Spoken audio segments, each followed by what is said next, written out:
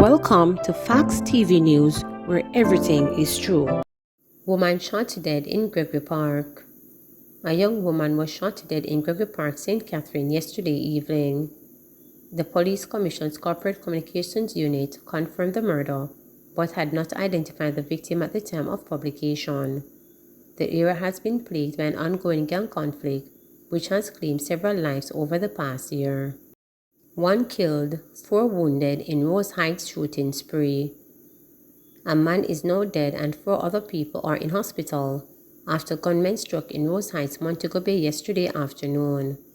The dead man has not yet been identified, and the extent of the injuries to those wounded is not yet known. The police are investigating. St. James' most wanted wept, begged for life when captured. 24-year-old Nicola Lewis, who was the most wanted on the St. James police list, reportedly openly wept and begged for his life when he was captured by lawmen Tuesday afternoon.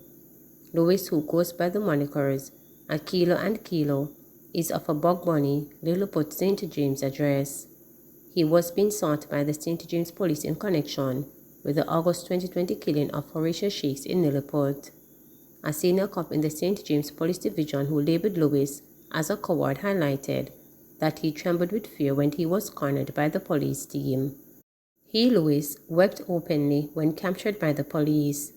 The cowards who are willing to kill unarmed civilians are so nervous when held by the police. He was pleading and begging for his life. They are brave when they are killing unarmed citizens, but when cornered by the security forces, they are begging for their lives, crying like babies. He was unwilling to test the competency of the security forces. Reports are that about 5:30 p.m., the police acting on intelligence intercepted a gray and black Nissan AD wagon with 2 men on board in the vicinity of the traffic light at the intersection of the Long Hill and Reading Main Road. During the operation, Lewis and the driver of the motor vehicle were taken into custody. No illegal items were discovered during a search of the vehicle. Lewis was featured on the Jamaica Constabulary Force Wanted Wednesday campaign for murder and shooting with intent. Grange regrets passing of Jimmy Tucker. Minister of Culture, Gender, Entertainment and Sport Oliver Grange says that with the passing of Jimmy Tucker, Jamaica has lost another great talent who from a tender age made his mark as a singer. Tucker died at his home in Georgia, United States on Tuesday, May 24, 2022. He was 80 years old. We remember Jimmy as a child soprano who came from a singing family in Trenchtown, Kingston, and who developed into a Jamaican's most heralded exponent of patriotic songs. He was famous for his renditions of songs such as Jamaica Land of Beauty and Jamaica Arise, and came to be regarded as the voice of the Jamaica national anthem, Green said. Jim was considered a patriot and will not easily forget his rich contribution to our music, for which he was fittingly rewarded with a Silver Musgrave Medal. Grange extends her condolences to Tucker's wife and family, stating that he will be deeply missed. Man who attempted to steal 10-pound yam ordered to pay $50,000. A man was ordered to pay $50,000 for the 10-pound yellow yam he attempted to steal from a farm he worked on.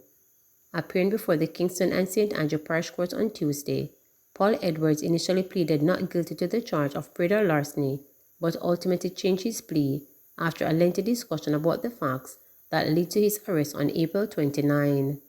Court documents reveal that the owner of the yam, Jason Linton, watched Edwards taking out his yam from the ground, and then he attempted to jump over a fence with the crop, but Linton held on to him. The police were called and Edwards was arrested. Did you go over on his property? Senior Parish Judge Lorian Cole Montague inquired. I work over there, ma'am, Edwards answered, as he explained that both men work on the property owned by a man only identified as Mr. Morris. So in the night you went over there? Cole Montague continued her questioning. To pick up back the yam, but I was employed there, Edwards replied. While still maintaining that he did not try to steal the yam, Edwards told the judge that he dug out the yam around 3 p.m., but he only returned to collect it after 5:30 p.m. because he was delivering something to the owner of the property. He said the police arrived about 8:30 p.m. According to the court documents, when he was being arrested, Edwards pleaded with both the police officer and Linton. In the police statement, Edwards was quoted as saying, "Officer, me sorry, me not do it again." He then reportedly turned to Linton and said, "Jason, no make the police them lock me up. Remember we are friends, and me grow you." Looking to get more information from the accused, the judge asked, "Sir, did you tell the officer to say you're sorry after that? Did you tell them about the offense of murder larceny?" He answered by saying, "Yes, ma'am." "So what were you saying sorry for?" The judge questioned him further. "I dig the yam, but it's never steal I steal it," Edwards said. After another round of questioning, Edwards said in a resigned tone, "I'm guilty, ma'am." Speaking up for the first time, Linton said, "Him just need to speak the truth. I just want him to stay far away from me."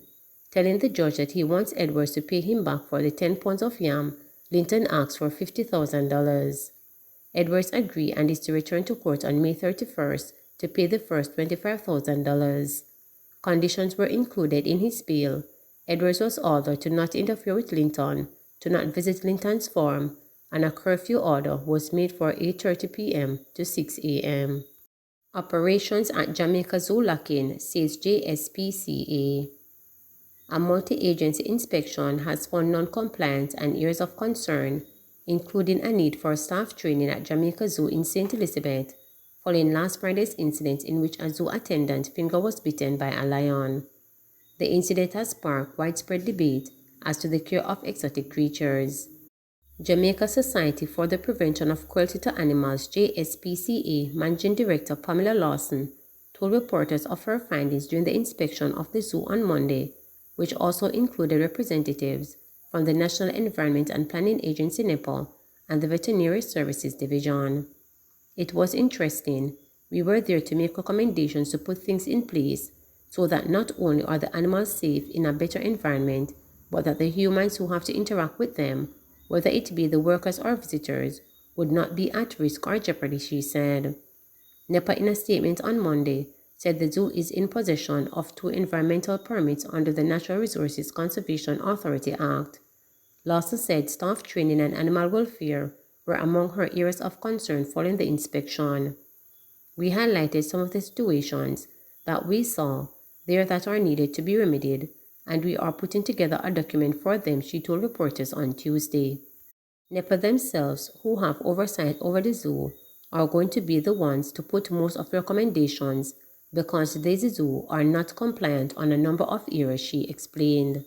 She said the enclosure housing the now famous lion named Santa Cruz needs to be more friendly for the animal. "Animal welfare is key, and I feel there is much to do. We have to bring up the standard of the animals' welfare, housing, nutrition, well-being, how they benefit, so that they do not suffer," she said. At the moment, there needs to be a lot of work done on the enclosures to make sure that they are interactive for the animal, that they may be able to play and things to keep their attention rather than just being in a 4-to-4 enclosure and just be a spectacle, she added. JSPCA's recommendations are to be sent to NEPA by later this week, according to Lawson. NEPA, in a statement, said a report of the findings is being prepared for discussion amongst the visiting team to determine the final action to be taken. Last Friday's incident, which was captured on video, went viral on social media and has gained international attention. In a release dated Monday, but issued on Tuesday, the management of Jamaica Zoo Limited said the zoo attendant, whom they identified as a contractor, was receiving medical care for minor injuries. The company added that it can assure the public that they will be cooperation with the relevant authorities. "We will take all necessary steps to ensure that our patrons and stakeholders are safe and enjoy wholesome experiences when they visit our facility," the release read in part. "We continue to place on record that the health of our animals is paramount. They are loved and properly taken care of, and that the enclosures in which they are accommodated and displayed are properly maintained," the release added. However, Lawson said the enclosures need to be more suitable for the animals in their existence. She also said that the lion needs things to do. He needs interaction, and it needs to be positive. "As you approach him, he is reactive," she said. "Lions are not generally reactive. They are lazy creatures. The animal is used to being agitated. He needs toys or something to do. He has nothing to do, she said. Lawson said the need for proper interaction is among her recommendations, as she pointed out that the zoos should be used for educational purposes. The main specific thing for zoos nowadays worldwide is actually for education, for us to educate people on their animal care, well-being, what they require, she said. If you're going to operate a zoo, you have to have a set of examples. So in my mind, when all these schools and school children come around, it is not about the lion warring, it is what it involves. What is a lion? What does it do? How does it exist? And where is it found? She added. It is not about making the lion roar and grab after you, which is what was being done last Friday. It was a show. Animal attractions do not hold traction worldwide, and it sure as hell shouldn't be holding traction in Jamaica. We have to bring ourselves up to the next level, she said. When you work in animal welfare, it doesn't matter whether it be a vet, clinic, or zoo. There should be proper training regarding staff safety, animal safety, because we all know it only takes one simple mistake, she said. If there's an accident, it must be in the exception, and it must not be because the employee was being silly, wasn't using good judgment.